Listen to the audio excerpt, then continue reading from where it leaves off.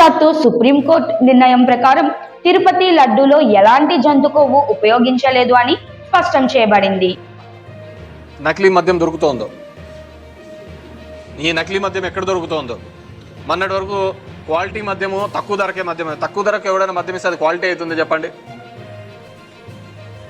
Quality అవుతుందా? కాదు కదా. ఇదే విధంగానే కదా మొన్నటి వరకు కూడా అసలు ఒక అధికారంలో ఉన్న వాళ్ళు, ముఖ్యమంత్రి స్థానంలో ఉన్న వాళ్ళు మాట్లాడాల్సిన మాటలా. ఈ నేపథ్యంలో సనాతన ధర్మాన్ని కాపాడుతానని చెప్పిన వ్యక్తి డిప్యూటీ సీఎం పవన్ కళ్యాణ్ పై చేసిన దుష్ప్రచారాన్ని కేతిరెడ్డి విమర్శించారు. తిరుపతి లడ్డు సమస్య కూడా అలాగే చెప్పారు కదా, 1,00,000 మంది లడ్డు తిన్నారు అని చెప్పేసి, పందుకోవు తిన్నారు, ఆవు కొవ్వు తిన్నారు అని చెప్పేసి ఒక ముఖ్యమంత్రి డిప్యూటీ సీఎం నుండి మాట్లాడతారు.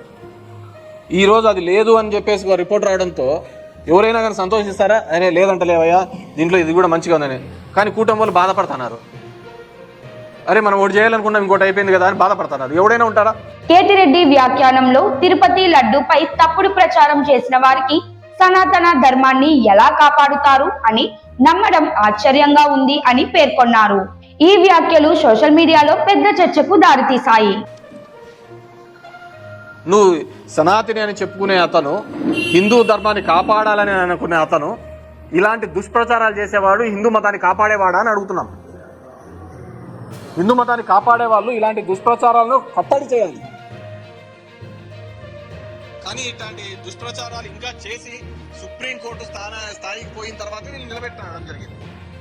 ఇలాంటి దుష్ప్రచారాలు ఈరోజు జరుగుతున్నది కూడా ఇదే. ఈ తిరుపతి దాని గురించి సపరేట్గా మాట్లాడతాం, చెప్తాము ఏ విధంగా ప్రజలకు మోసం చేస్తున్నారు, ఏ విధంగా అని చెప్పేసి. కానీ ఈ నకిలీ మద్యం విషయంలో మాత్రం ఇలాంటిదే ఒక తప్పుడు ఆరోపణలతో ఒక బురద జల్లి కార్యక్రమం. డెఫినెట్గా వీటినన్నింటినీ కూడా లీగల్గా ఎదుర్కొంటాం. డెఫినెట్గా మమ్మల్ని అందరినీ ఇబ్బంది పెట్టిన వారందరి మీద కూడా తగిన మూల్యం చెల్లించుకోవాల్సి వస్తుందని చెప్పి తెలియజేస్తాం.